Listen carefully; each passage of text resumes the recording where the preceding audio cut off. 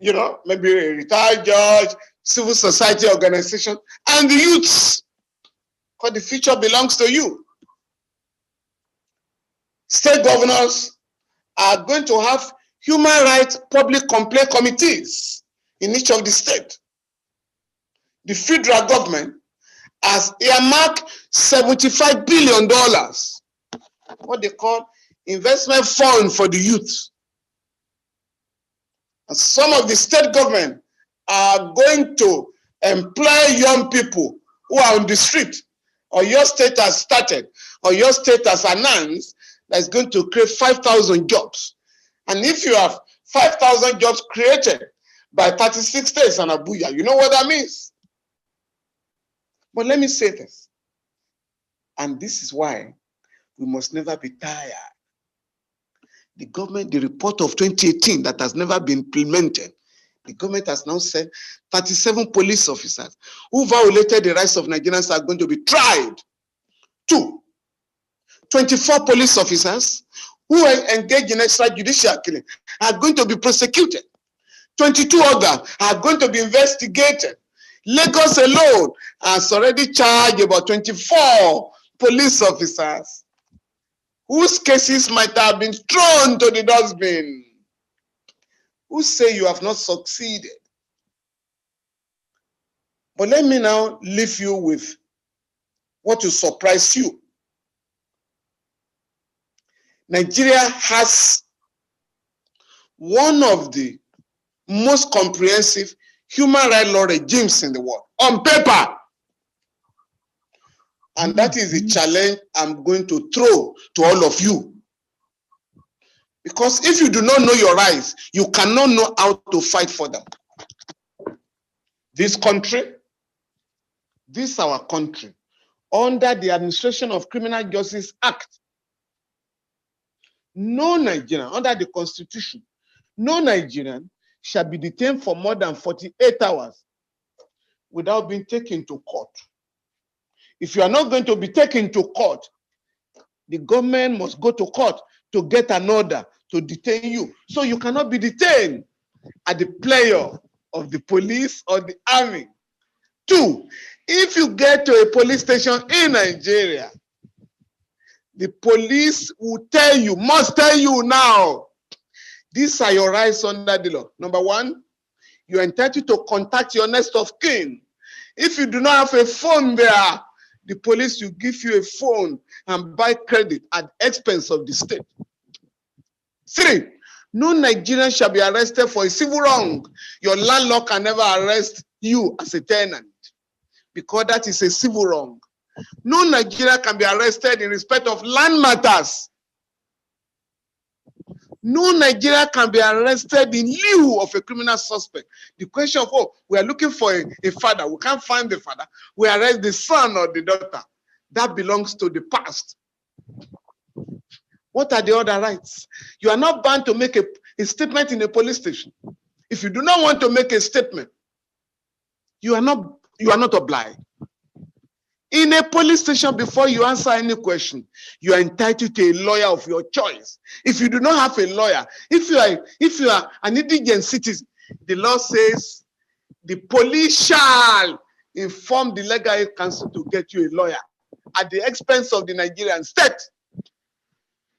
The final one, there are many, a legion of right. But let me tell you the final one. And this is where the lawyers and the judges have a lot of blame when it comes to the rights of Nigerians. Section 34 of the Administration of Criminal Justice Act provides that at least once a month, every police station in Nigeria shall be visited, shall be inspected by a chief magistrate designated by the chief judge. Every other detention facility of EFCC, ICPC, armed forces, and the rest of them shall also be visited once a month. The point I'm making, if monthly detention centers are visited, you can be sure that no Nigerian will be in detention for recklessly for more than 1 month. But as we are gathered here, I know Nigerians who have been in prison, without trial, who have been in detention, police custody, for months without trial, because such inspection is not carried out. Once the magistrate or the judge visits, he or she is empowered to grant bail there instanta, or order that the person be taken to court, or order the release of the person absolutely. I'm therefore going to leave you with this message, that the law is on the side of the Nigerian people. What we now need to do, and we're working to get a pamphlet produced of the rights that have been recognized by the Constitution and other laws. One of you may ask me, can I say in the police station I'm not going to make a statement? Won't they torture me? Torture has become a criminal offense. It has been criminalized since 2017, but Nigerians are not aware. Some of us have shouted as experts. If you torture a Nigerian today and it's proved, the penalty is 25 years imprisonment. If the person dies, you are going to be charged with murder, and the family members will be entitled to compensation. So if all these rights are already guaranteed by the Constitution and other statutes, what is therefore left is how Nigerians are going to organize themselves. Neighborhood area, every ward, there must be a human rights committee, every ward in Nigeria, to protect the rights of everybody on the basis of these rights that have been granted. Let me conclude by saying, don't be deceived by those who say, oh, this is not a national agenda. I've told you, I can tell you, I've been taking part in the struggle in this country for decades. Let me assure those who are protesting that this is one of the most pan-Nigerian struggle that we have ever witnessed in this country. The governor said, this is a Southern Africa, and that we don't have trouble in the North. The largest crowd ever witnessed in this alleged looting of palliatives was in that state, Jos. You also had a massive protest in Jos. We are protesting Kaduna. We are protesting Kano. We are protesting Adamawa. We are protesting Kogi. How dare you to say that this struggle is sectional? Therefore, I want to thank you, the organizers of this program, and all of you are participating. Please resolve at the end of this program. You must leave here to let the world know what some of the statements I've made to you about the rights of Nigeria, so that we can get organized and defend the rights of every citizen, because an attack on any Nigerian must be seen as an attack on all of us. Thank you very much. Thank you so much for covering this from work. Thank you so much, Baba. And with us, you probably get some questions. Otherwise, we will take a few more persons, and the next person will also be a lawyer, Inibe Effiong, who has been challenging the Lagos panel that was set up to investigate SARS killings in Lagos, and eventually recently added that it is also now legal to add to the investigation of the panel, the investigation into the killings at Lekki. Because before it was revealed that the governor was the one who asked that this should happen. So Inibehe, just take it away quickly. Let us get an idea of where we are with regards to this particular issue that you have been challenging, and what's going to be the outcome. Let me quickly, let me unmute you 1 second, please. I've unmuted you, I think. Yes, you're good to go. Yes, thank you. Thank you. I want to commend my mentor, my godfather, my hero, Mr. Femi Falana, the man who inspires me a whole lot. I'm now told that he influenced the way I talk. I don't know. People say he has influenced my mannerism, my mode of talking. I think it's a good thing. I'm very proud of you, sir. Thank you for the education. Thank you for laying the foundation for some of us to work on. Now, the panel of inquiry that the Lagos State government has constituted, I had to raise alarm that it is important for the governor to clarify the legality of this panel. If you look at the Tribunals of Inquiry law of Lagos State, section 1 of that law, it states that the governor may, by an instrument, appoint a commission or a panel or a tribunal of inquiry into any matter that is in the public interest. Now, originally, some Governor Sanwo-Olu said that this panel was going to investigate SARS abuses. And just when the tribunal was preparing to commence sitting, the governor announced, following the tragic event of October 20th, that the jurisdiction of this tribunal has now been extended to include investigation into what he described as the Lekki Tollgate incident. The question is, on what legal basis is this panel investigating the abuses by SARS and the Lekki Tollgate incident as they framed it? This is important so that tomorrow, somebody who is indicted by this panel can simply go to court to have that indictment set aside on grounds of illegality, on grounds of procedural irregularity. If the law says the panel should be set up by an instrument, why has the governor not published the instrument by which this panel was set up to clearly show the terms of reference of this panel? I don't think that is too much to ask for. Let the instrument be published, which is why I took the initiative and sent a freedom of information request to the governor to ask for the certified true copy of the instrument that set up the Lagos SARS abuses and Lekki Tollgate incident panel. I am still waiting for a response from the governor. I have also requested that the governor should avail me of the certified true copy of the instrument or the executive order or directive by which the curfew of 20th October was imposed. The reason is this.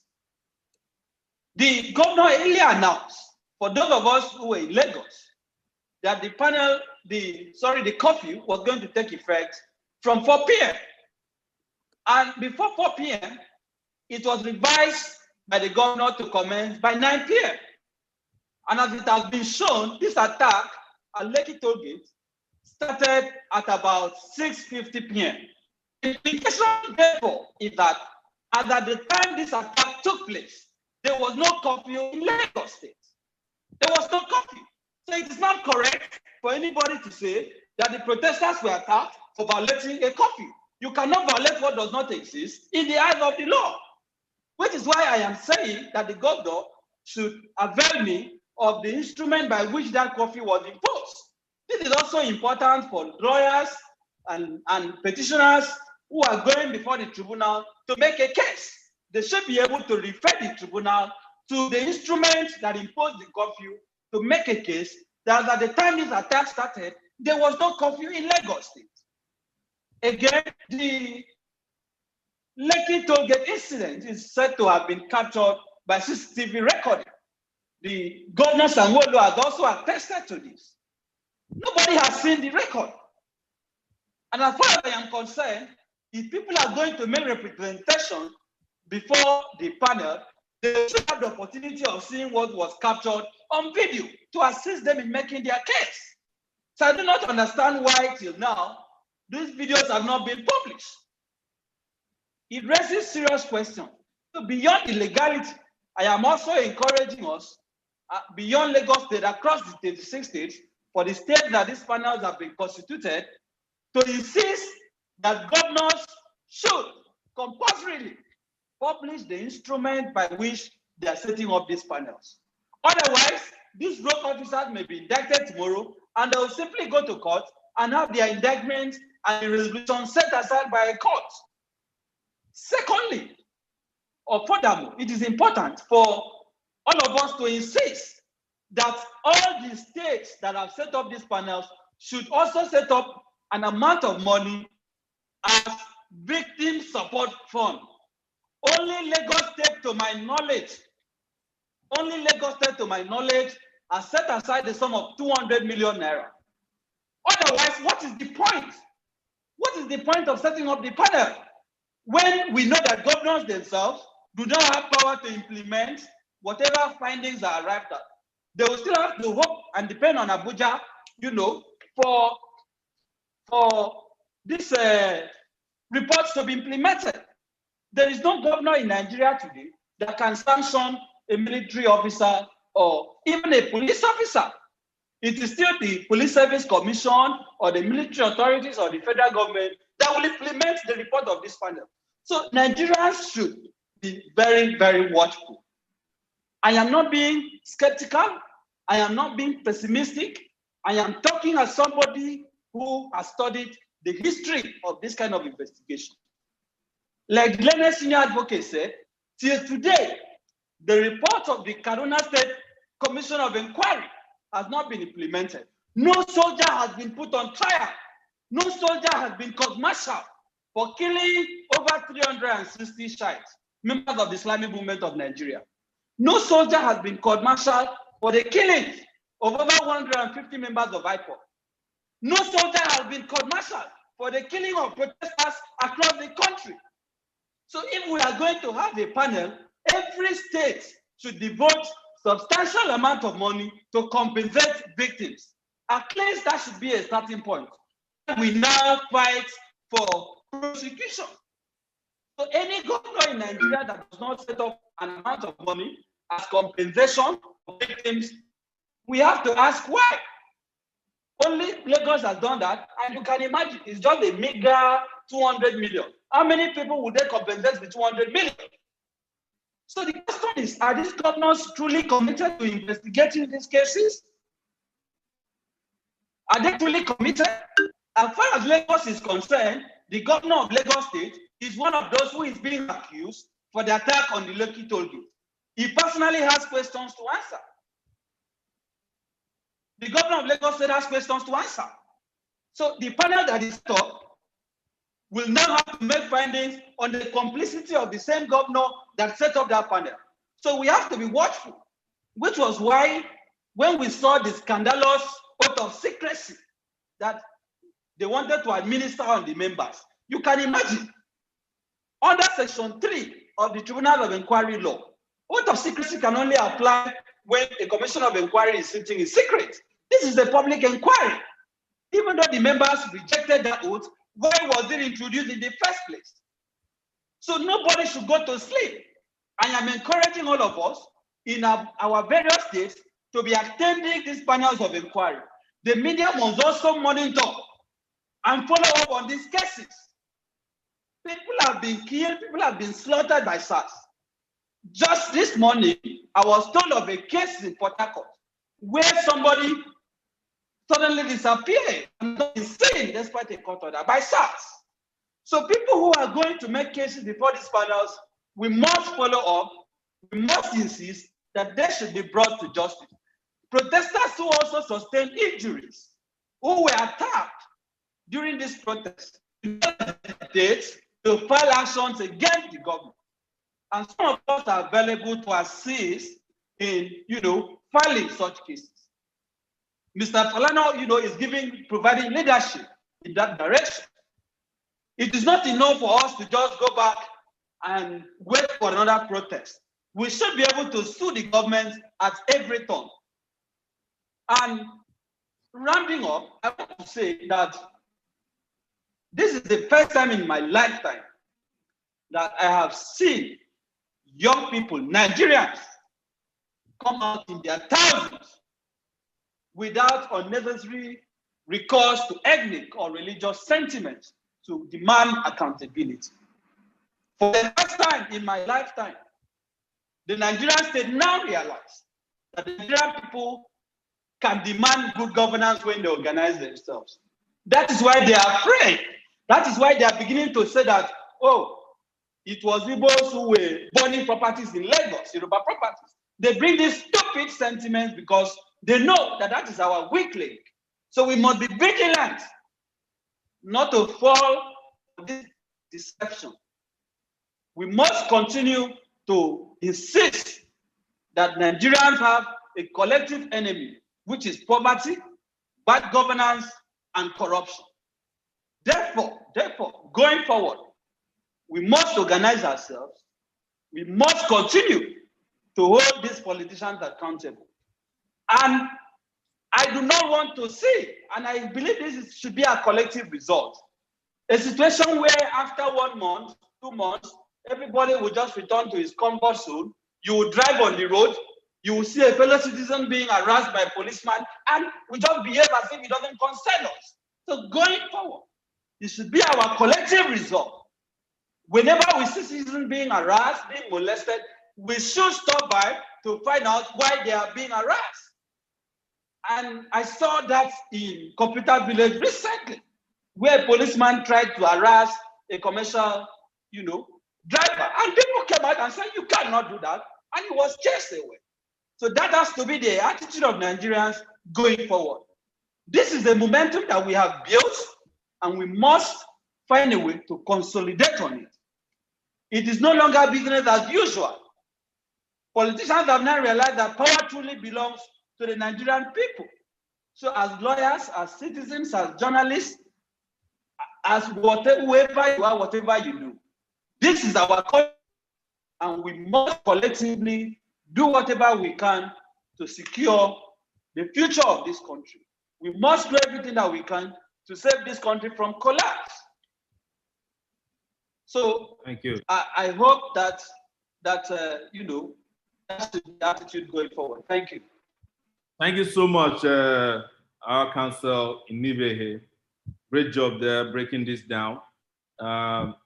It would have been good to ask you a few more questions, but we want to keep this within 2 hours.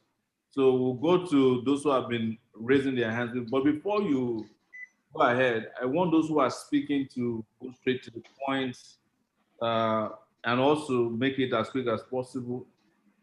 In my view, we should be discussing when and how we continue to hold the streets.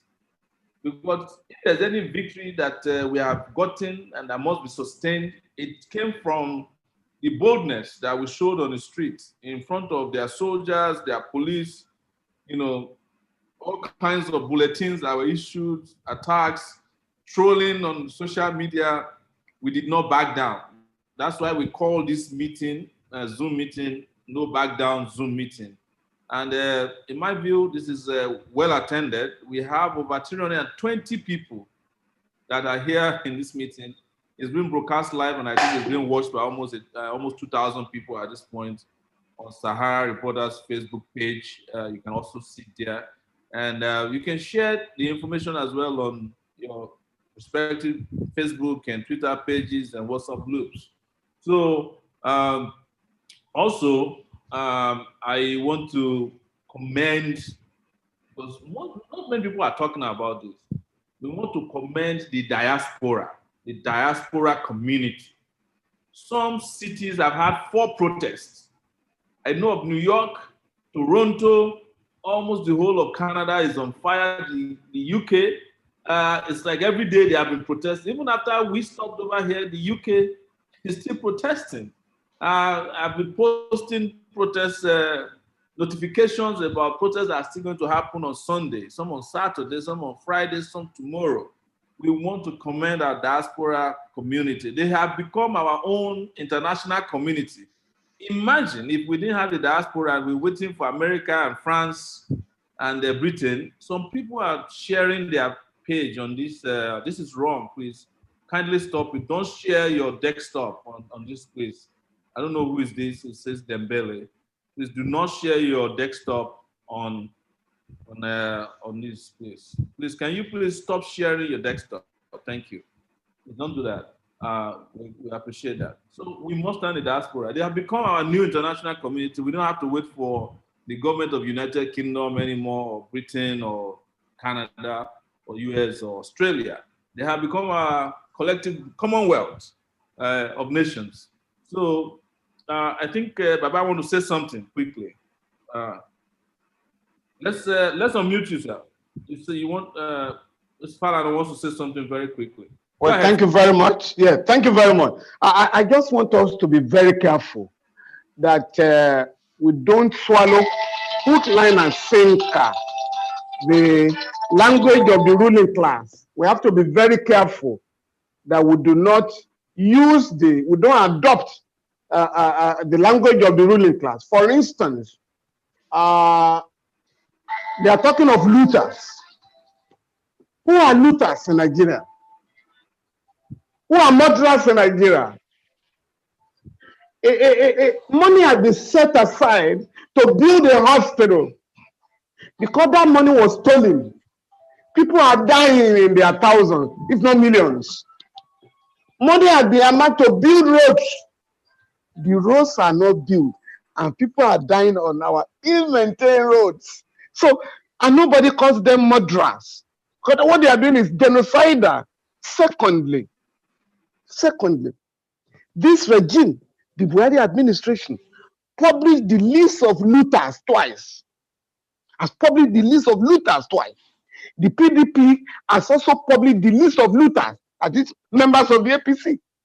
And those are the real looters, those who have criminally diverted billions of naira from the public treasury. Secondly, the people they call hoodlums during riots are the people that they use as thugs during election. The same people are called area boys or miscreants or anarchists. Who is an anarchist? Please, let us be very careful that this system has bred hoodlums. You use them during election. In fact, there was somebody that some armed robbers were arrested in Alpha. They went to rob a bank, killed 33 people, including 9 policemen and 1 pregnant woman. And what did they say? He said, no, we are not armed robbers. We are not professional armed robbers. We are professional thugs, political thugs. As if thuggery is legalized in Nigeria. But as far as the ruling class members are concerned, thugs are allowed to operate. Thugs are allowed to operate in each of the cities. All the politicians in Nigeria, majority of them, have thugs. And those thugs after election are allowed to go away with their arms and ammunition. And those are the weapons they turn against the people. But let me say this. So that we know where these problems are coming from. There is nowhere in the world where you do not have riots. I've just told you about America.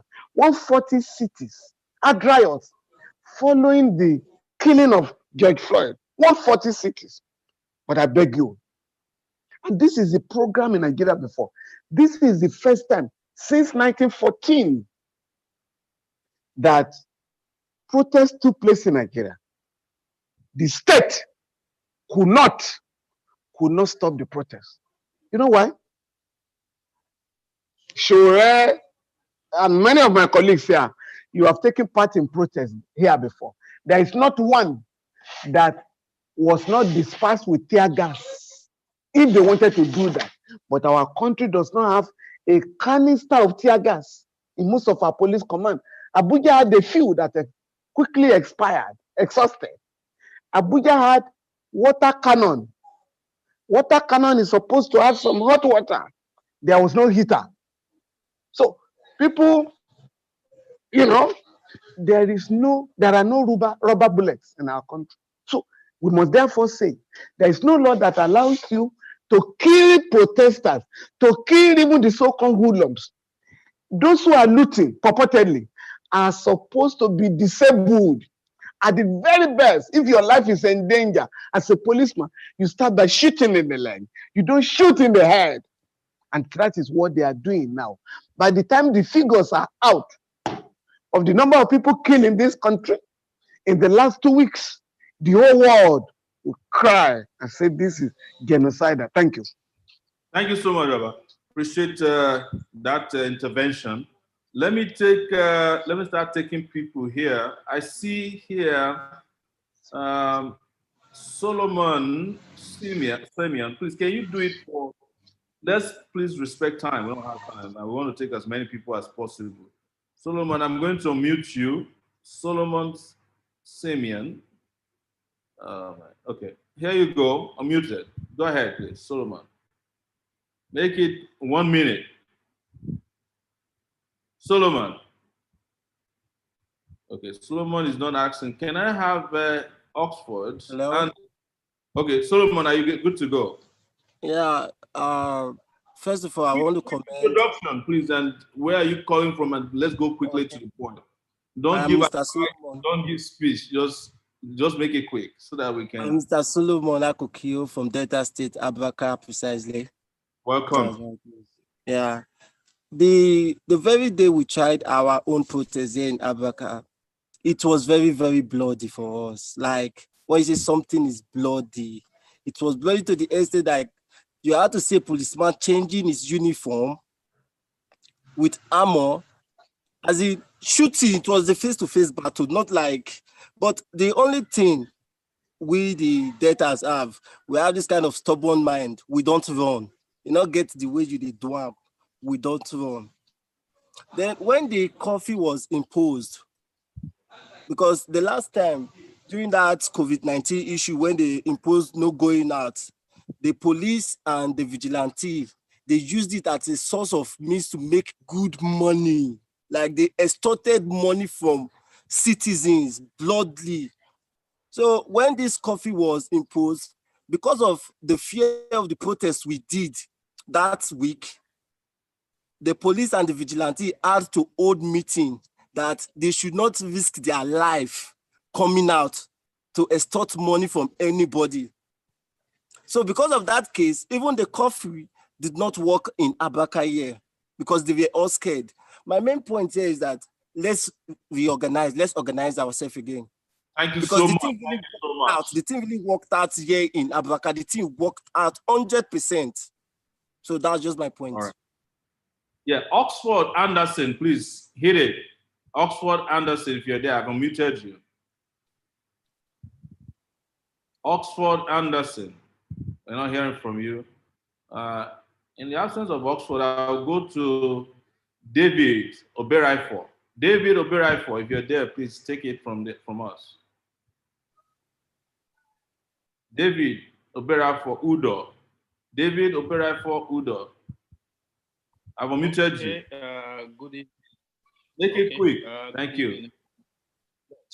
Good evening, everyone. I'll be very, very brief. I want to congratulate everyone for their efforts they put in so far in this struggle. What I just want to say is, one, so far so good.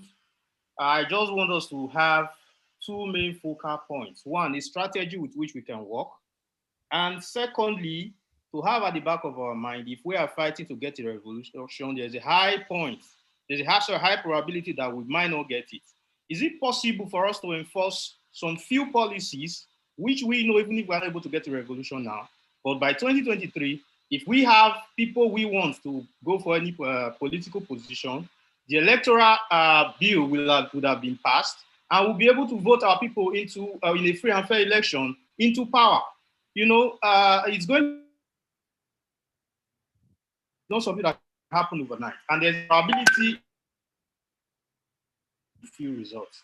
So my own is we should get strategy as regards how the protest should go and how we can work with maybe have a synergy with other groups. And secondly, to use this struggle to, if not get a revolution, at least get some policies, especially the electoral bill. Thank you. Thank you so much, Brother David. Let me go to, I hope the Secretariat is taking notes. There's someone from the Secretariat taking note of all these comments and questions. I have Ayodele Thomas here. Yes, we're taking notes. All right. I'm taking notes of. I've omitted you. Ayodele Thomas. Ayodele Amos. Please, take it away. Yeah. I didn't have Ayodele Amos. Doesn't look like we're lucky with you there. Okay, Ayodele Amos. Sorry, I'm trying to Hello. mute. Okay, yes, Hello. Ayodele Amos. Yes. My name is Adole Mosolawoye. All right. Whatever I want to say, I've been sending it through this platform. And I think if it is fully digested, Okay. so all what is my mind have been sent. What I see is that the governor of Lagos State should be held responsible and should be tried. He should be recalled from that position of the governor of Lagos State to answer the question, to face the charges of genocide, human life, taking of human life, and all sorts of things. And by the way, you can see what happened in Osun State when the governor said all those that looted food items, the hungry people that looted food, that carried food items, asking them to take it back within 72 hours. In fact, it was a drama. The youth returned to him that all the looters of Osun State, since the beginning of Osun State, should first of all return all their loot to the central bank nearby. In fact, I appreciate, revolution have started. We have to continue. The struggle continues. The struggle continues. As Martin Luther King said, one has a moral responsibility to disobey unjust laws.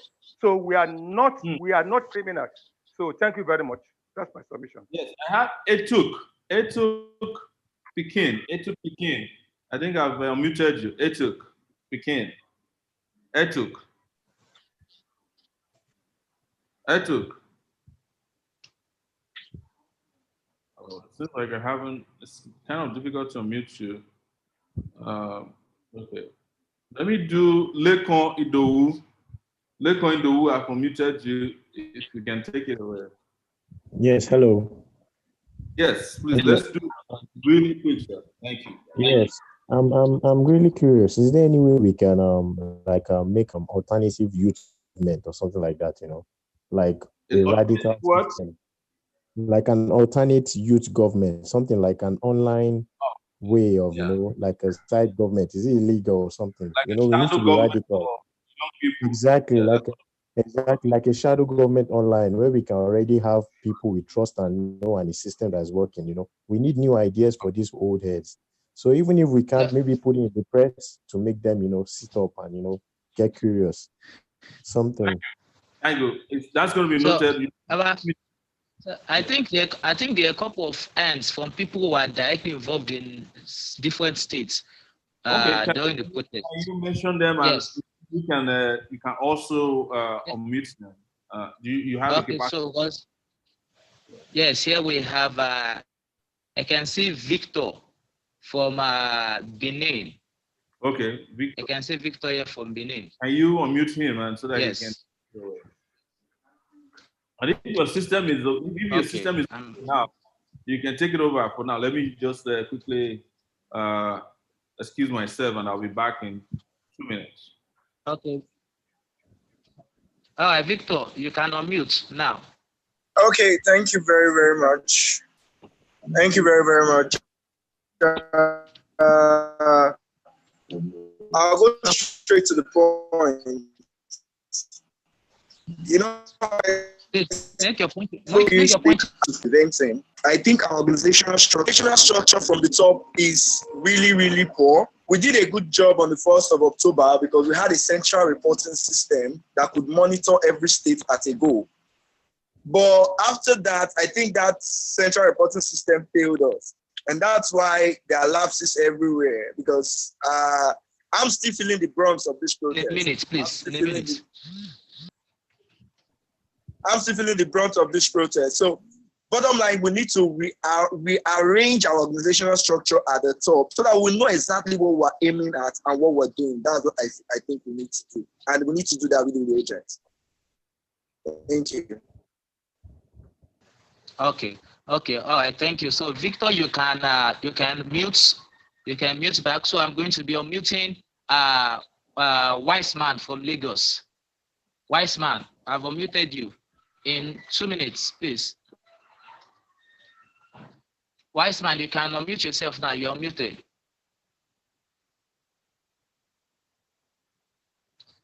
You're unmuted, please. Okay. Well, if Wise Man is not if wise man is not ready, I guess okay, there is Chidi. I have omitted myself.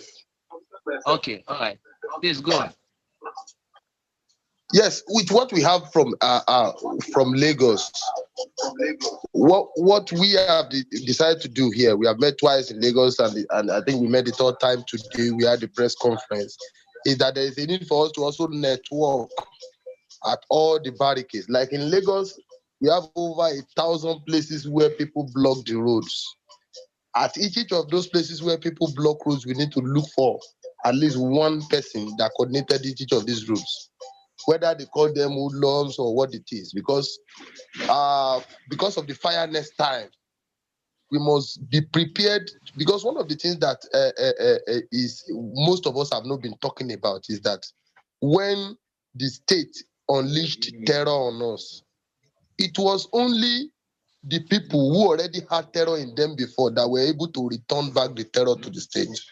And that's what the state now later called hoodlums. They are the people that the state later called hoodlums and not the rest.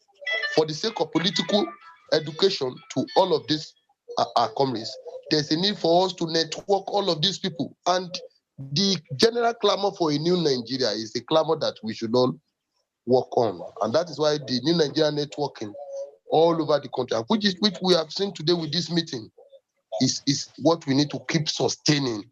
Have a working secretariat all over the country, you get it, and keep all of this on board. And then, as we meet today, there's a need for us to generate a newsletter out of it, even if it is a 4-pager newsletter out of today's meeting, and different platforms and the rest, because we need real political education. Thank you so much. Okay. Thank you. So, please mute yourself, wise man. Mute yourself. I'm going to be unmuting Emiola Solomon from Oyo State. Emiola Solomon, you're muted. Please fire on. Emiola Solomon, are you ready?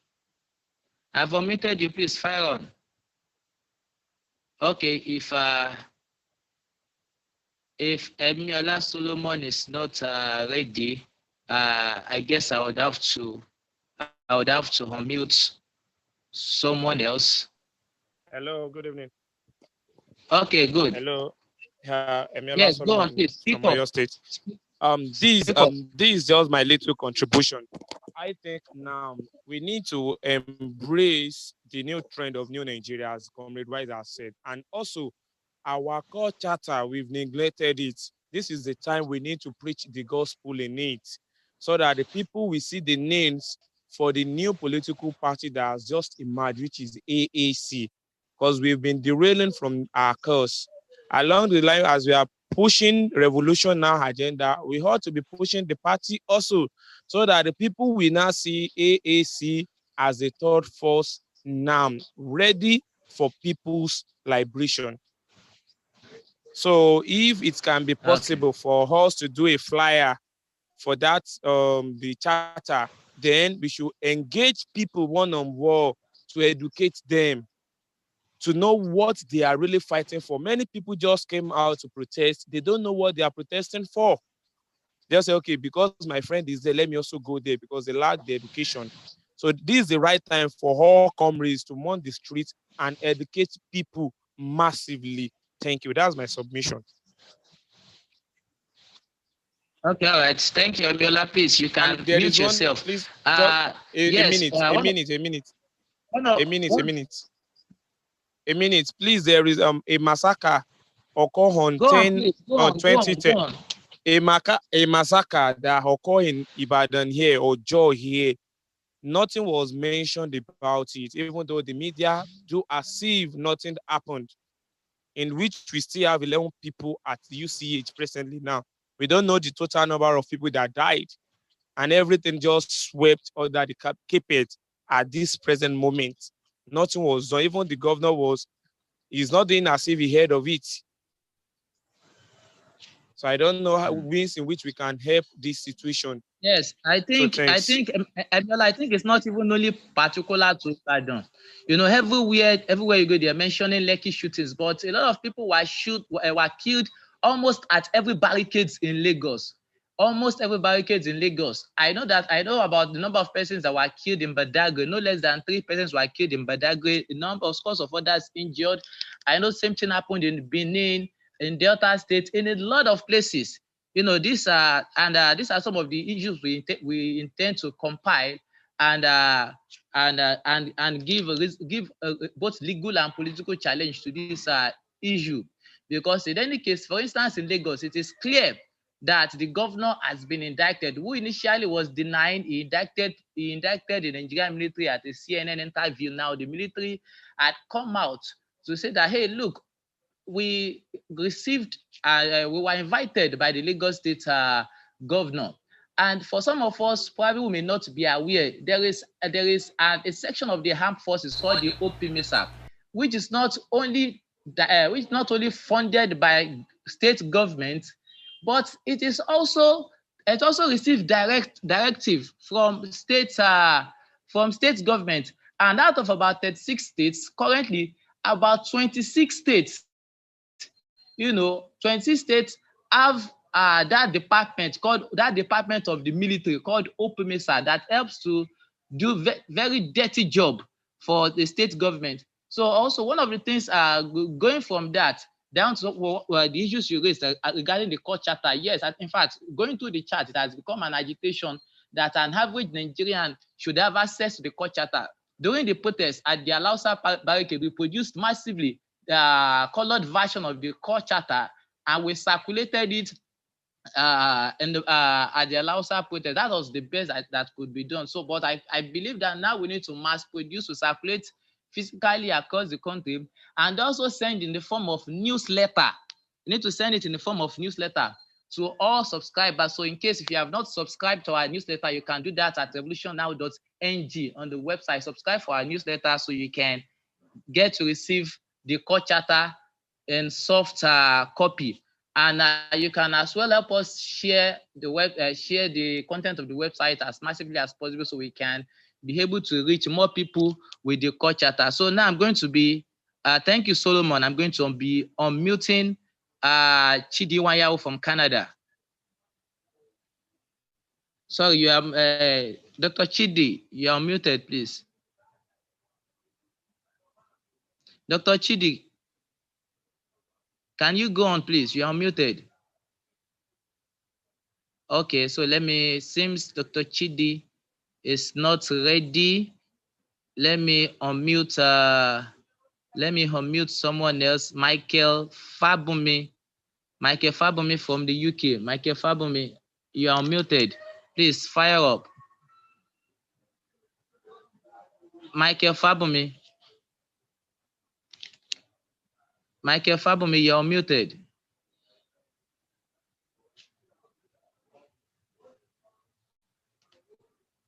Okay, seems Michael Fabumi too is not ready. So let me unmute randomly now. So there is Etuk Pikin. Where is Etuk? Okay, I unmuted Etuk. Can you go on, please? Okay, thank you very much, comrade. But seriously, permit me, let me go on straight pidgin English so that I can hit the nail sharply. For me, first of all, introduce yourself and what state you call talking from. Introduce yourself and my full name is Victor Etuk, aka Etuk Pikin. I'm calling from FCT Abuja. All right, okay. Quickly, let me go straight to the point. I don't talk this thing severally in our forum. Severally, what I want us to do, what I want to do, make we try get lights or showery in every state. One. Secondly, I have also suggested that if it's possible, these people, these politicians, they get templates. If we can be sponsoring bills, if we can be lobbying for things for youth also, because when you sponsor for bills, we go get voice, we get a representative, we get to come as a team, put money together, they sponsor what we want from there. we'll get there. Another, thirdly, I want to make we find a way, introduce something like legal studies in our primary and secondary schools. By that, we can educate every student. Otherwise, we'll be going around in circles in vain, because these same politicians, they recycle whatever they do amongst themselves. And like, again, we all know 80% of these politicians, they don't sell their souls to Babalawo, to the devil. So in order to defeat them, they get a club or a boni or a group. If you want to become whatever, you need to belong in this our own group or whatever we're doing. Is it not possible for us to have an account, put money together, sponsor, build, influence whatever we need to influence, so that our voice could be heard? And like, again, Mr. Showeri asked, the way forward, instead of relenting, so we don't prove something, it has not stopped. For me, if they leave me alone, we go politician house one by one, begin slaughter them and their family. With that, they go no say we mean business. All those plenty grammar, they speak for newspapers, speak for TV, speak for forum, So sorry, Tommy, sorry. Victor, yes. I will have to go for someone else now, because at least let everyone has 2 minutes. Okay, have I exhausted my 2 minutes? So please, you can mute yourself. So I'm going to call in Rita English, please, 2 minutes, so that we can have, so that exactly to straight up to the point, please, straight up to the point. Rita English, you are muted. Good evening, please. Can you hear me? Good evening, everyone. Please, can you hear me, please? Yes, please. Go ahead, please. Go ahead. Okay. I'm sorry, my video is off. Okay. Now, what I really want to say here is that no matter what thing we they talk for here today, without unity, we cannot achieve it. Are we hearing me, please? Without unity, we cannot achieve. Without unity, we cannot achieve whatever we are talking about here. I am very happy about the issue of the palliative that Nigerians just saw now. If you notice, the whole governors in Nigeria or the leaders, they all unitedly agreed to serve us, even though the foods were meant for us. The ones from the north did not say, I'm a northerner, my Quran will not permit me. The ones from the south, the whatever did not say, my Bible will not permit me. So what I'm trying to say is that I want us to start speaking one language.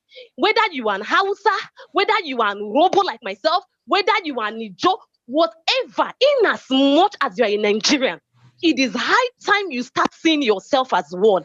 And what really scared this government was the unity they saw at the enters.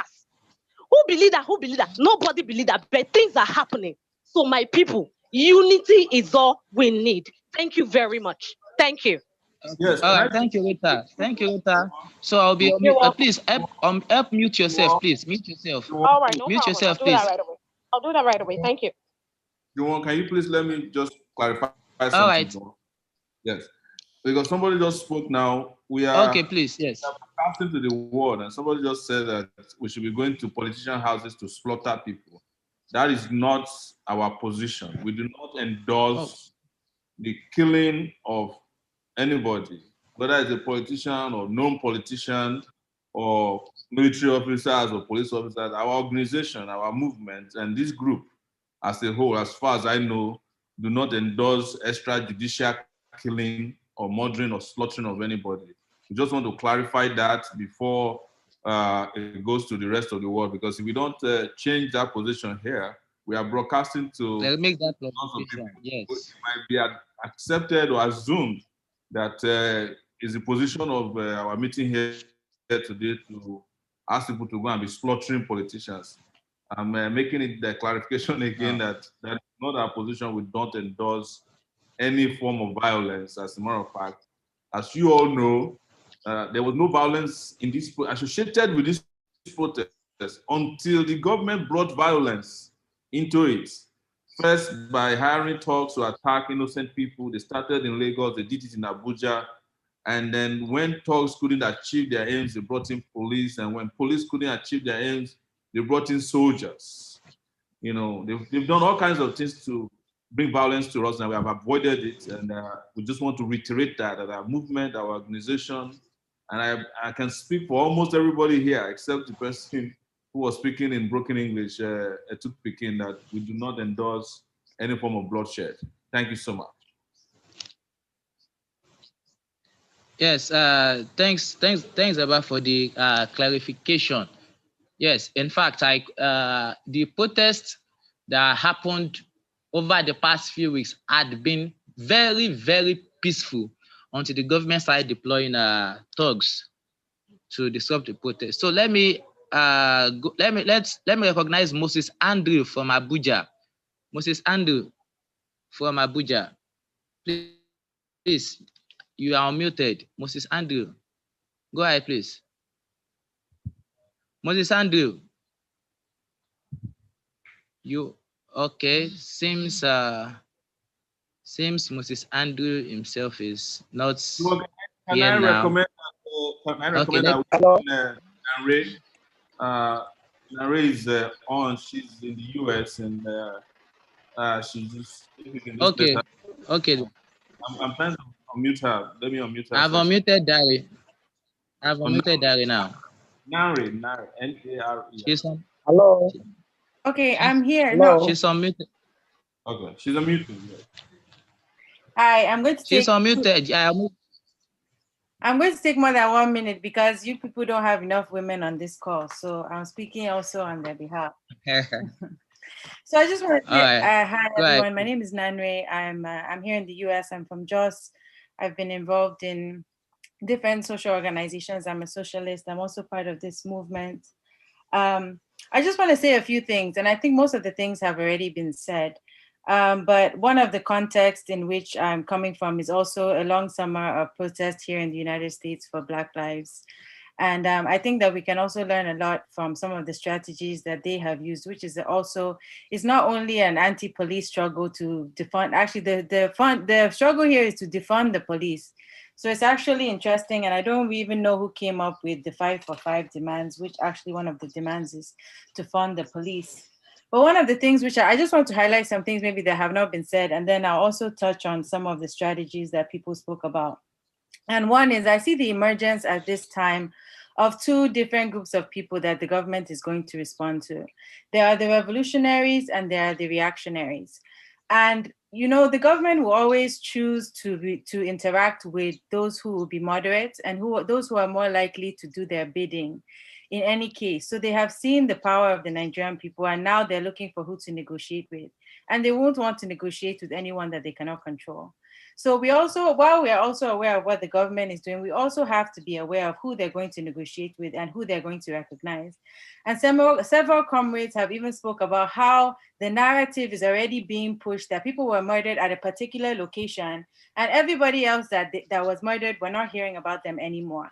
And that's actually pushing a specific narrative to say these lives are more important and these lives are less important. So we have to really watch that narrative. We also have to watch as they negotiate and as they create these platforms and these things that Baba spoke about, these various police panels and everything like that. They're going to cherry pick whoever is going to be most important, which is what they try to do in Lagos. And they're also going to attempt to silence them. So we have to be continually aware of that and just be cognizant of that as we pursue our own strategy. So the second thing I want to talk about is, you know, the question on this call was like, what next? What happens next? I'll just share some of my ideas. And the first one is, of course, documenting and amplifying what happened in all the rest of the cities. So I know I've been hearing a lot, and Baba spoke to it, there was no protest in the north, there was no protest in Kaduna. This is the development of a specific narrative. And the narrative is created to divide and conquer, to start to create these ideas that this is a separate movement, this is for this, even within our own WhatsApp chats, I have challenged several people on some of the anti-Northern sentiment that is within even ourselves. And this is very, very important because if we're really going to build this movement and strengthen it, we have to also get rid of those sentiments amongst ourselves and also challenge ourselves to develop a counter narrative. So documenting and amplifying everyone that was killed on every street, in every place, every name, and telling their stories, publishing their pictures. It seems very small and mundane, but this is what they're going to do. They will create, in any situation, remember, they will create who the heroes are, and they will create who are not heroes. So we have to focus on that. Secondly, in building the movement and strengthening the movement that we currently have. Several comrades have spoken to how we need to really go very local and develop structures. Some of the states are already strong and the structures are very strong, but some of the states need stronger structures, and even some need completely new structures. Because as was said, many people came to the protest. You know, I work with the youth in Jos. Many of them came, some of them don't even know what's going on. So now there's even a sensitization campaign about what are we even protesting about. And it's a ripe time to bring out the core charter of demands. Now, the charter of demands are very heavy. We have to also break those down in a way which can be simplified. We need cartoons, we need artwork, we need to translate these into multiple languages. We really need to make the demands accessible.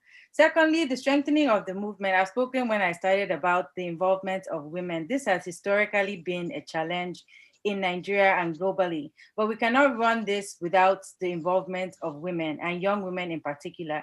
And they are there and they are ready, but they might not be ready to go to the streets. So how do we recruit them? How do we retain them? How do we make sure that when they come to the movement, they don't risk abuse, they don't risk being harassed by members, they have a safe place to come and interact, even if they don't want to go to the barricade. There's a role for everybody, and there are multiple roles in the movement, not just at the barricade.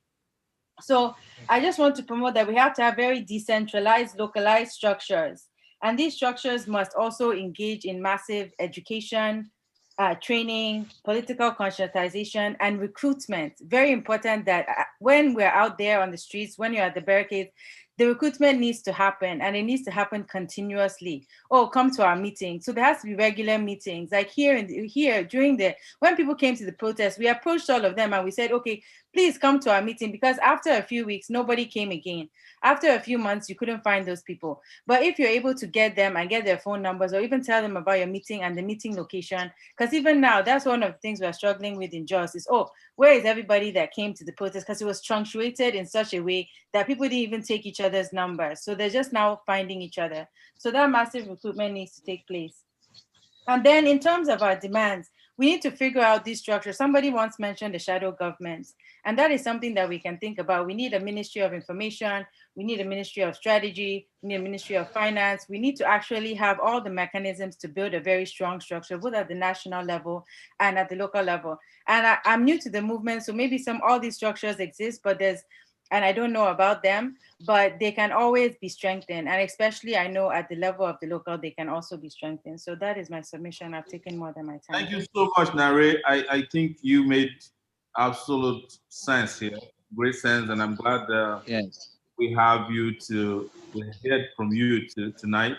The only thing I want to correct, which is I've not seen beyond, I've participated in a lot of protests over 30 years, including in the US when I was there for 20 years. I think the level of participation of women, especially women in our own movement, is very high in this particular protest, both at home and abroad. Some of our women who were injured are still receiving treatment in Lagos, in Abuja, in Kaduna, and other places where women participate. But we can always improve upon all this. When this protest get a little bit intense, women can become targets, and I think that might have led to why you see less of them as protests. But in Abuja, where I participated, I went to certain protests that had more women than men some days. So this is encouraging, and we must keep it up. Juwon, permit me to take another lady. I think her name is Oluwatoyin Precious. Yes. Precious, I'm going to unmute you, or you can help me unmute her if you have access to the button. Precious Abina Briggs. Oluwatoyin, or which was the name? Oluwatoyin Precious. Oluwatoyin Precious. Oluwatoyin Precious. Yes. Okay. Take it away, Toyin. Good evening, everyone. Good evening, everyone. I asked a question the other time, and I believe the question might be so funny. I said, sir, Mr. Showore, can you just be the president? Actually, I just thought, the reason why I said that was because with all of those things happening in the country, we need reformation. That is the basis, and revolution. Now, what is the way forward? To many of us, we are ready for anything. And when I mean anything, I mean capital letter, anything. Anything. So the way forward now is what everyone is anticipating to hear. So, sir, please, we need the way forward. God help everybody. Thank you. Thank you so much, Tony. And I think everybody should take a cue from you. You just say what you had to say and you say goodbye. Thank you so much. Let me also take Bumiola from Texas. He's been reaching out. They did a lot of. There's even a lady here. Yeah, we'll take the lady after Bumiola. Bumi, I think I've unmuted you. Bumiola, Juwon, if you can help me unmute Bumiola from Texas. Bumiola, yes. I think I'm on mute. Okay, yeah, he's unmuted now. Okay. And if anybody can find Dr. Chidi still, I think he's in hiding somewhere in Toronto. We should bring him on. I've tried unmuting him, but he wasn't speaking. I guess was. Go ahead. Let's do this quickly. Oh, okay. Yeah, thank you for the opportunity. I really want to appreciate the opportunity to speak here. Again, I'm very confident with the leadership of this group. I appreciate Mr. Femi Falana and Barrister Effiong kind of opining. So really, really proud of the leadership here. But I'm not going to spend a lot of time I only have about a minute. But, everyone have essentially spoken about everything from the original October 1st revolutionary protest to the NSAS protest to the Lekki toll gate shooting, and then the aftermath. With the aftermath is what we're dealing with right now, which basically, the food pantries is what I want to call it. Leaders hoarding food from citizens, which is probably one of the saddest thing anybody can imagine. But anyway, that said, the only 2 points I want to make here today is just one, to bring encouragement that first of all, let me just say I'm based in Dallas, Texas, and I'm not in Nigeria physically, obviously, but just bring encouragement that globally we are all, Nigerians in diaspora are all supporting, every effort being made by people in Nigeria to basically free themselves from the shackles of this, I don't even know what to call them, monsters, right? The past week, I've been participating, encouraging, pushing, dragging post-protest in Dallas, Houston, everywhere, I could. Led a few in Dallas, Texas over the weekend, Saturday, 11 o'clock, 3 o'clock, it's just everywhere. It's everywhere. We can't stop. We're not going to stop. We're not going to keep quiet. We're going to keep going. The second message I want to bring up is I'm really happy that this is broad-based. This protest is not limited to a few people or a section of the country. This is everywhere by everybody, creed, religion, ethnicity, everybody's involved. And my message is we should keep it that way. We shouldn't put message out there that would alienate anybody. We shouldn't say things that would alienate certain ethnic group or religious group or creed. We need to keep everybody involved, keep everybody encouraged, and keep driving with the momentum. I believe victory is certain. Thank you very much. Thank you so much, Bumi. Okay. I wanted to. So. Go ahead. Okay, so I just wanted us to have another lady, Simi, yes, and then we have Baba Ye, the co-convener of CORE, because I just saw him on this call. Has also returned. Chidi has returned. Don't forget. Okay, yes, that's okay. Hello, can you hear me? Okay. Yes, go ahead, please. Hi, Joe. So I just wanted to, you guys are speaking about legal action against people like Buhari, Tinubu, everyone that had a contribution to this.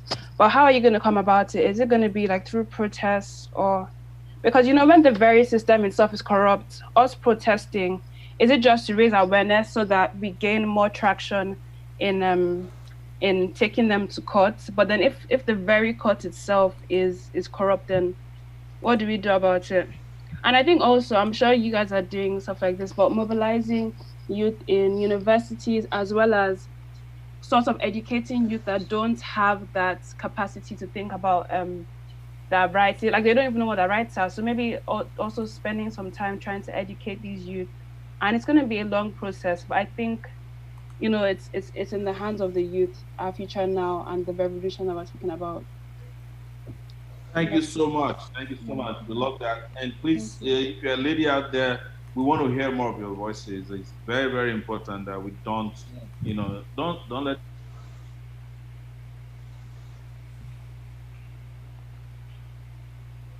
anybody fighting you. And don't be said. I was in Abuja throughout this period, and I saw a lot of ladies, young ladies, and I've never seen that many young people before.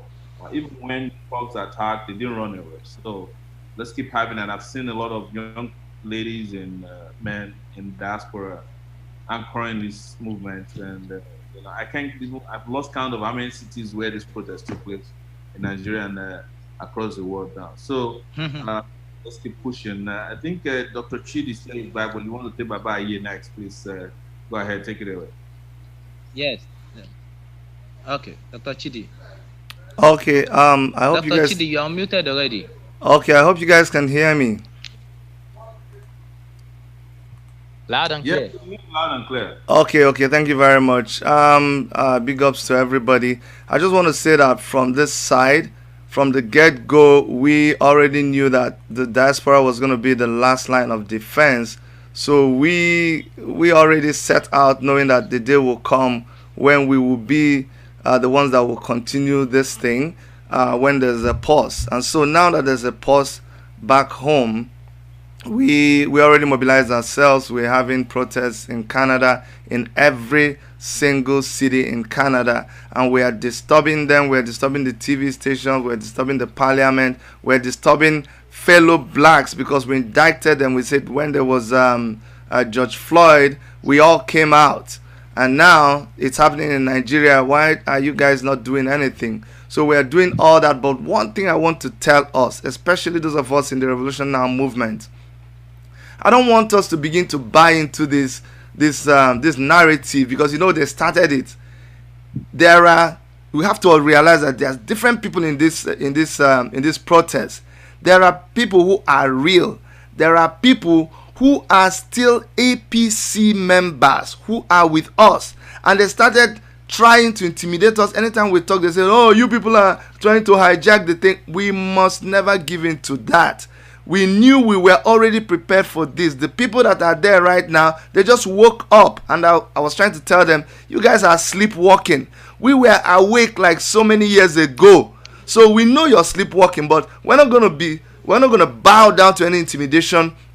We were doing this protest, but yes, it's NSAS right now, but don't be intimidated into not giving your voice, into not providing leadership. Even when the people castigate me, they call me names, they try to shut me down, I know that we have been there all this time for a time like this, and right now that we are needed, we must step up and provide that leadership. You can provide leadership by not even saying a word, but we must keep organizing, because everybody depends on us, right? Everybody's like, what are we going to do next? What are we going to do next? We're like, you know what? We've been doing this for a long time. We told you guys this revolution was coming. You thought we were joking. Now it is upon you. When we started talking, you said, keep quiet, keep quiet. But now you're needing us to talk more. We are the people who will face this thing fire for fire. We were made for this. We were prepared for this. And this is the time not to back down.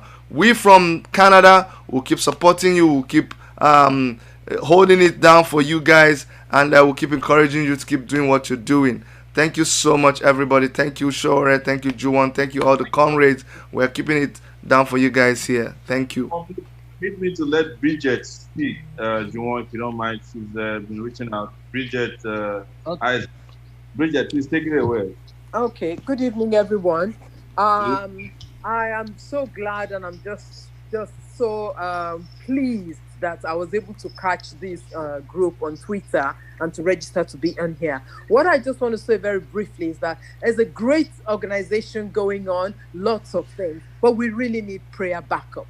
Many of us are not able to be there physically to do a lot of things. I need to help my husband. I'm kind of his carer, so I'm not able to physically move around. But we can organize our own prayer warriors online that will be backing up and will be getting, you can feed us with the prayer requests, prayer needs, urgency, wherever you are. And we know that God is everywhere. And we know we serve an almighty God who is all powerful. And we have tasted of his goodness. We will be backing you up in prayer so that even though we're not there physically, we can send finances and everything. But the prayer backup is so key in this. I haven't been able to sleep since the 20th. Almost every night I'm downstairs here, just wailing before the Lord, because there are many women trying to call their children. Chidi, Nkechi, where are you? They can't hear them. And the pain is just like an electric charge just going through my body every single day. So we want to back these people up in prayer, apart from all the financial things and apart from all the leg soldiers and everyone,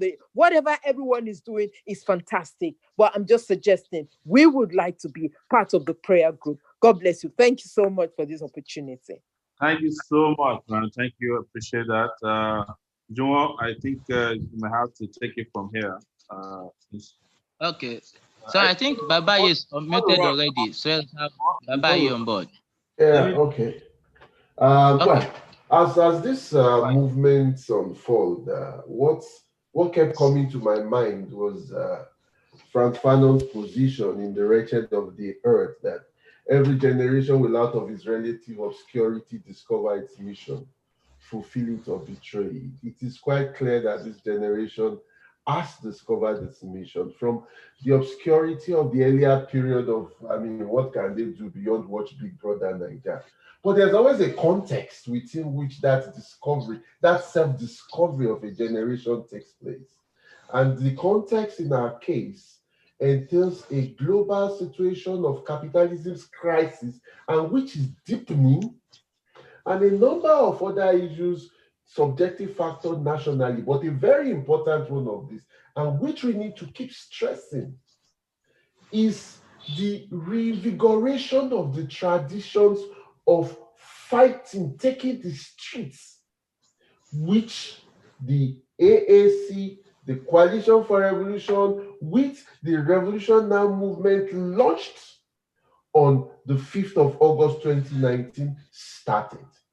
So it was within this context that, you see, because revolutionary movements start often spontaneously, but the extent to which they go forward depends on organization. So it was SARS. No one could have said it would be SARS or not. What this means is that even as we stand, as we take on the issue of SARS, some ideas have been bounced now, including the different judicial panels of inquiry. We should be physically there. We should engage this online and offline.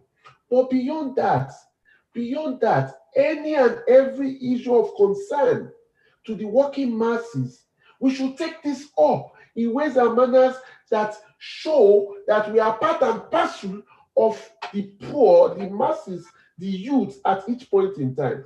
Going forward, I would suggest, amongst other things, ideas have been raised about political education. I think this is of utmost importance. And we also need to build bridges with the organizations of the people in anywhere and everywhere we are in our different neighborhoods committees, where you have community associations we could relate with, and the trade unions. The trade unions, I'm not necessarily talking of national leadership or NLC, TUC. In our different areas, you have factories, you have offices, you have shop stewards, you have rank and file working class. We should build relations with those in the informal economy, market men and women, with those in retail. We need, because what's a party like the AAC, what a movement like the Revolution Now movement stands for, is alternative politics. It is mass politics. And one of the things with regards to this NSAS movement was, this was the only body that moved in, the only revolutionary-led body that moved in with a national network. across most of the states where you had action. But even at that, we could have done much more still. And we need not only mass political education, we need cadre development within the movement. For now, I would not want to speak much more than that, but to salute all those we lost as Nigerians on the field, and also all those members of the movement and all who stood and fought and continue fighting until victory. Revolution now. Revolution now, Baba Ye. Thank you so much. Juwon, can I just do a small housekeeping? Yes. Sorry, my electricity is gone. I'm in Nigeria. I got to keep reminding you that you see me in darkness. So please, one issue that keeps occurring to us in the movement, or even anybody that's watching and listening to us today, how active are you on social media? Because whether we like it or not, this battle is being fought on social media. You know, what some of you have mentioned about how we were trolled and attacked, it was a well-oiled attack against us by the state. They wanted to choose who they were comfortable with, even when it comes to who to choose or who should go to the negotiation table with them. Of course, we made it very clear that we are not going to the negotiation table. We can't go and negotiate with a government that is tone deaf, a government that, in our view, does not exist, does not respect human rights. We have no business. But even while they were saying that we wanted to hijack, we are a political party, they were promoting political parties, they were promoting candidates. Some of the candidates that are promoting are political parties that were being promoted into, they were trying to fool people, did not even participate in the protests. They did not participate, no, they sat at home. But they invested money in social media influencers to promote all kinds of narratives. At the point, and this is very real, and this is something we must understand, at the point they were promoting positions that will make it easy for the government to assassinate those of us in revolution now.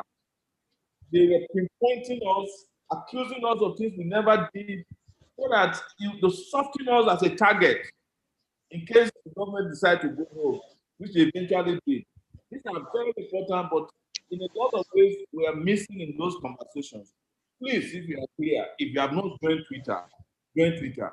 If you're on Twitter and you are when you are pushing your hashtag for NSAS or any governance, don't forget to put revolution. Don't be afraid and don't be ashamed to state your position.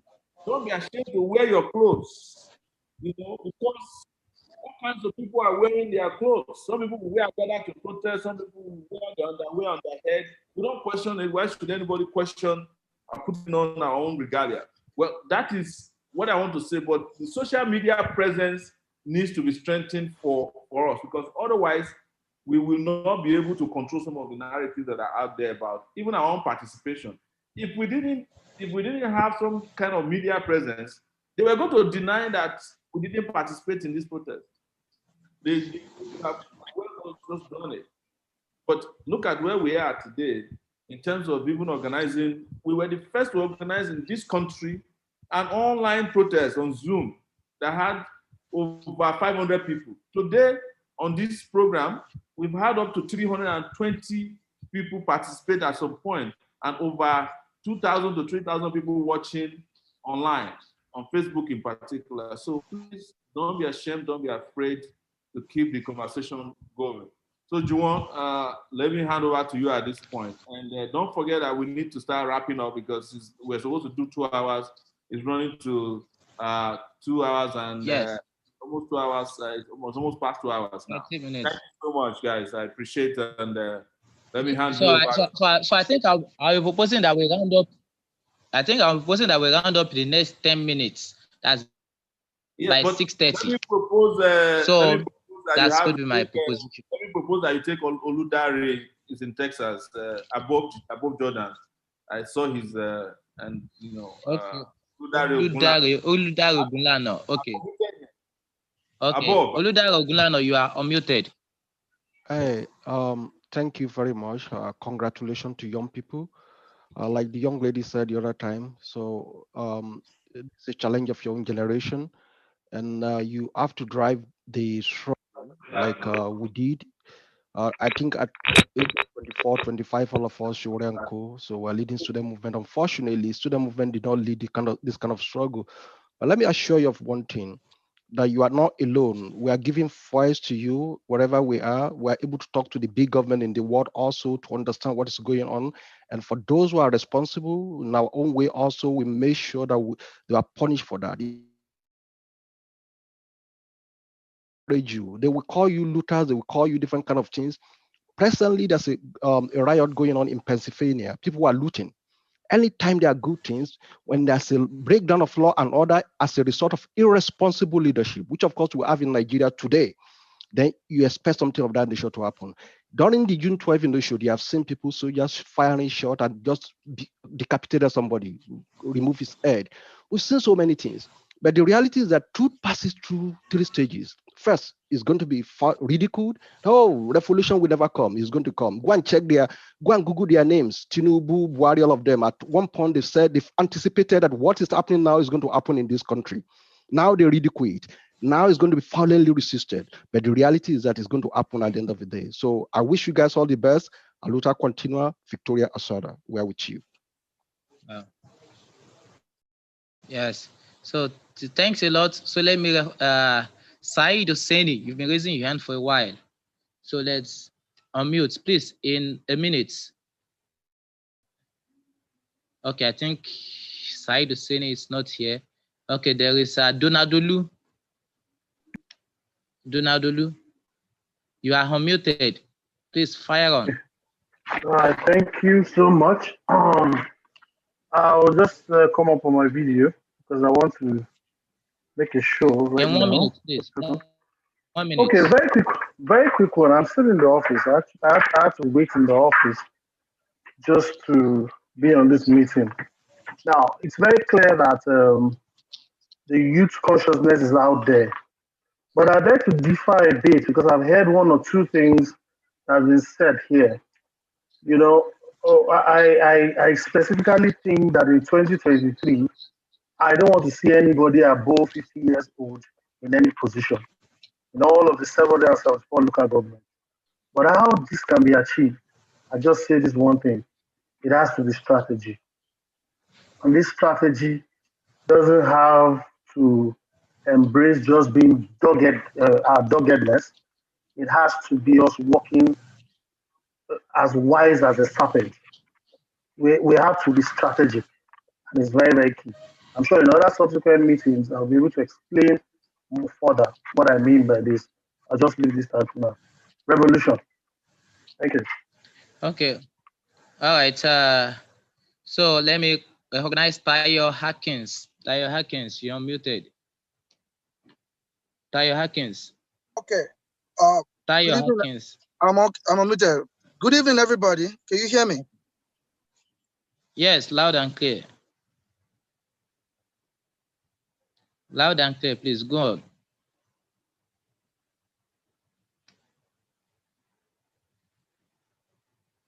Okay, I think he's offline. I think Tayo Hackins is offline. So, okay, go ahead. Can you hear me? I can hear you. Yes, we can hear you. We can hear you. Okay, thank you so much.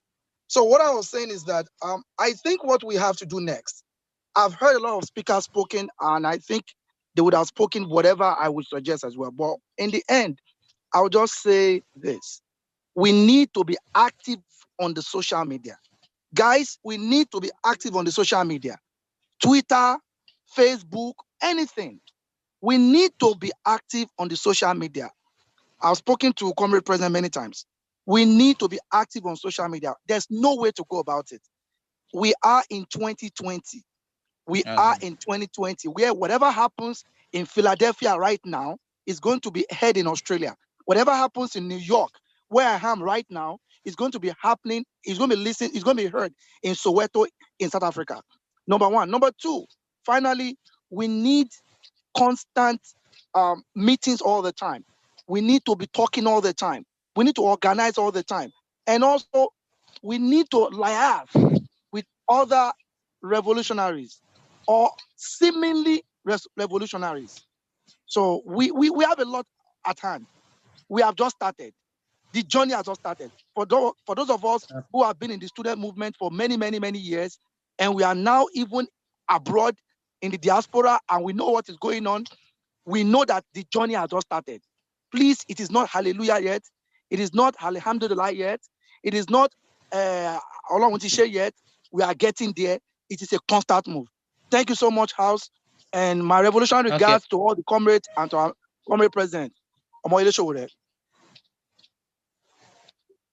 Okay, all right. Thank you. So before I recognize Kingsley Robin, I want to add that if you intend to volunteer in any capacity, especially to work within our social media space, you can just go on our website, Revolution Now NG.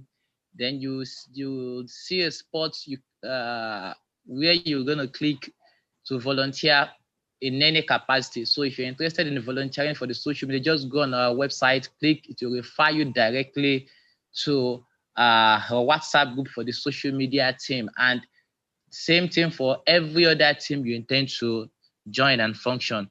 So please always make it an habit to constantly visit the website for updates and a number of other things. So Kingsley Robin, I will be unmuting you now, and so you can fire up in 1 minute. 1 minute, please. Good evening, all comrades. Good evening, all members, ladies and gentlemen. This is Kingsley Robin. I reside in Lagos precisely, and the lower parts of Lagos, basically. All right. Most of the things I want to comment have actually been mentioned, and which is what part of what the last speaker said in terms of constant meeting. Because one thing I find out as a person is that we are Africans, we are actually quick to forget things. Okay? Now everybody is agitating for revolution, we are agitating for a better Nigeria. Now, 2 years fast forward to this time, everything down, go back to the cocoon. And then at 2023, these guys will still come out again with their frivolous activities in terms of how they can extort from the world, from the citizens, and then find their way back into power. So constant meeting, constant sensitization, as others have actually said, should be a paramount case. And then a strategy should be put in place such that every one of us, every youth in this country, young and old, because from my own interaction with several levels of persons, they are all tired, both young and old. And then I think it is time for us to constantly put them on the limelight so that come 2023, we are going to get what we actually aim for.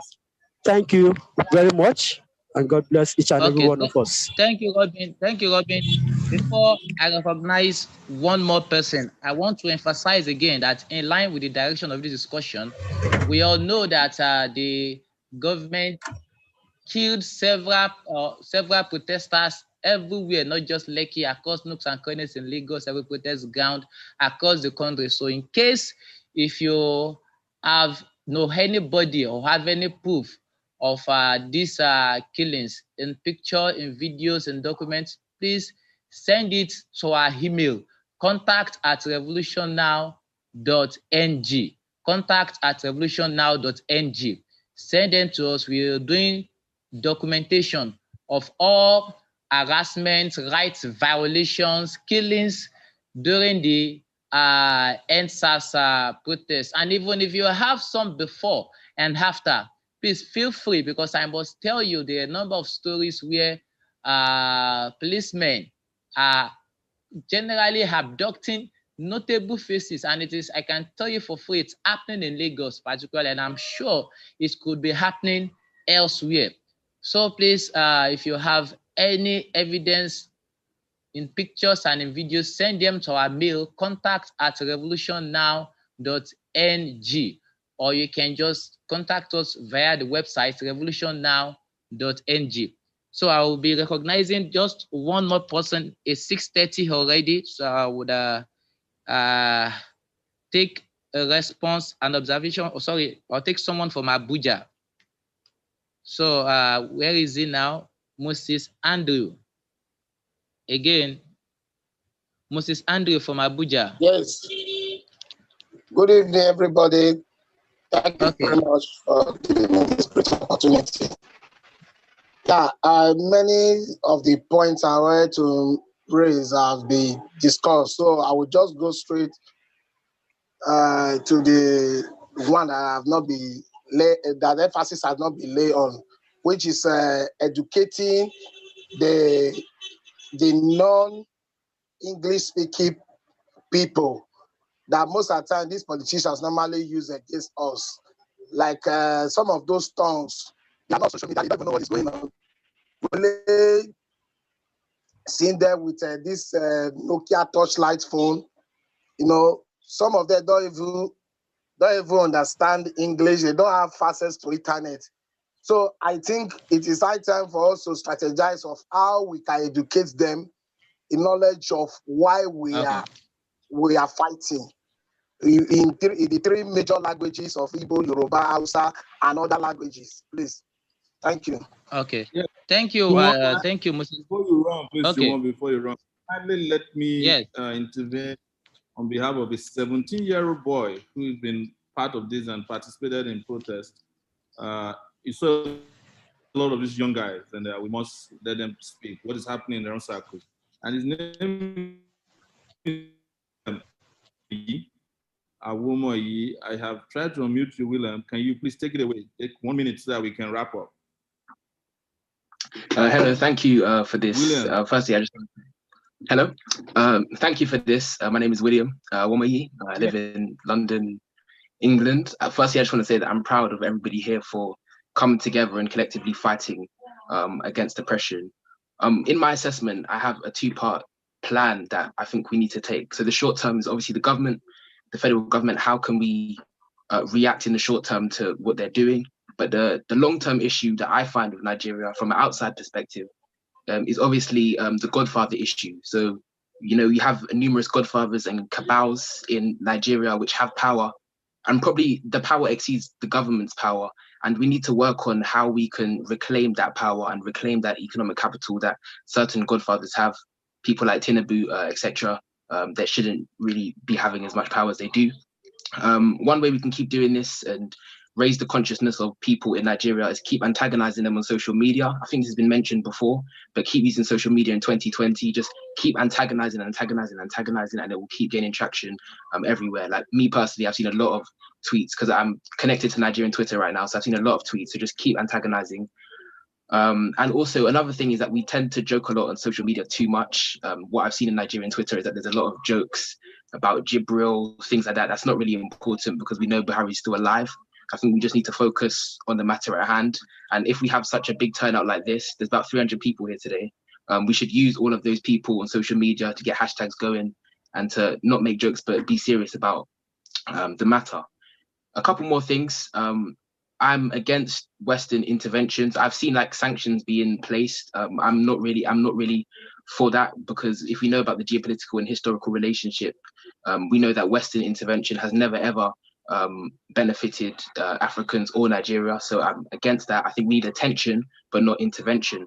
And the way to, my opinion, is the way to rebuild Nigeria is through the local authorities and not really the federal authority. So it's all about, in the long term, we need to be looking at local authorities, local governments. How can we fix the local issue? Because we have to work on the masses and not just wait for some messiah leader that's going to come out of nowhere and start making change. It's all about the small battles that we can win in the local areas. One more thing, my last thing that I wanted to say is that we need a comprehensive strategy that's put into words, a plan. Because the issue is that normally what happens with Africans all over the world is that if somebody dies, then they take all their knowledge with them to the grave. What we need is a plan so that we can, so that if somebody dies, if somebody gets killed, you know, the plan stays the same. All we have to do is read Yes, from my it brother, and I saw your apply video. it. So we just Even need though something this that is we not can write down into words, because I'm tired of having all these leaders that just get killed or assassinated because they never wrote down what they were planning to do, and other people couldn't carry that out. And yeah, so that's really all I have to say. But I'm just saying this is a hugely momentous moment for Nigerians all across the world, and not just Nigerians, but Africans as well. And so I don't think we should underestimate what's going on, because history is being made right now, revolution now. Thank you so much, man. I cannot let you go without saying, how do we get more of your types, man? All over the place, man. Yeah, you should get. You have spoken brilliantly, and I'm moved and inspired by what you had to say. I'm glad that we got you to speak before this is wrapped up. Juwon, also let me add, because while we are at this, one of the things we wanted to achieve tonight was to say what's next, right? And I hope you speak to that based on the collation of all the views we have. It's looking to me like people want something deeper, something well prepared before we move out again. So we might need to propose another date for a new meeting, so that we can decide. For me, I think we should start planning when we go back on the street, because the only thing these people respect is the power of the streets. You know, you can imagine just within 2 weeks, as Mr. Falana has said, things that they have done. Suddenly, 75 million, $1 million is available for youth. You know, now they want youth to be represented in panels. Suddenly, you know, but we know that all of this is a charade. They just want to do it so that this will go away, because they calculate that Nigerians are forgetful, we have short memory, and our capacity to hold on to this kind of level of resistance can be very, very minimal. But they got us wrong this time around, and we need to keep this going. I should inform you guys that while this was going on, they revived my case. Suddenly they said they want to try me, and I went to court, and they said they should revoke my bail. They didn't succeed in doing that, but it was part of the plan to see if they can intimidate us into silence. That is not going to happen again, and nobody should be afraid. And I want to, before I leave this to Juwon to wrap up, I want us to, start thinking about when we mobilize and go back on the street. What we need to do, as Raf said at the beginning, is have rallies that are located in specific places across the country, massive rallies, and we should keep having these rallies until the country is liberated. So thank you guys so much for coming. We started with about 300 and almost 320 people. 320. Yes. Up to now, we're about 197. I guess people are just dropping off based on internet availability, electricity. Some people have to go back home after work. Thank you all for coming. And please, let's get back together on social media. My social media assets are well known to you, but if you don't know it, Yele Showore is my Twitter. Yele Show is Instagram, and you can find me on Facebook as Oshowore. That's facebook.com/Oshowore. Let's follow each other, And those people, like our brother said, Awuni said, let's stop joking about things. These days I get irritated when people come on my page and say, follow me back, I follow you. This is not a follow matter. This is a serious matter, So please, but this happened because the original people who are supposed to be doing the commentary and pushing narratives are not on Twitter. So you leave it for people who are just there for the sake of fun. Thank you, guys. I saluta continua, Victoria Asata, revolution now. Victoria Asata. So now. What we normally do is we allow our participants to say something at the end. So I've unmuted everybody, whomever is left, but you can wrap up and let them sing a Luta song. Oh, wow, my gosh. Hi, can I say something? Revolution. Revolution.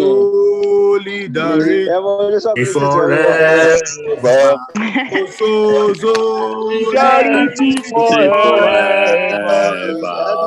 I want to say something though.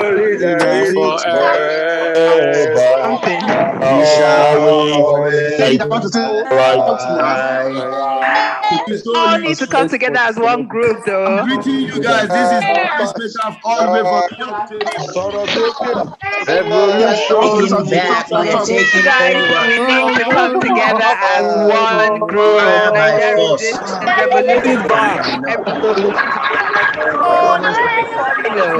Do we have like a Telegram group? Telegram group where people can know what's going on. Thank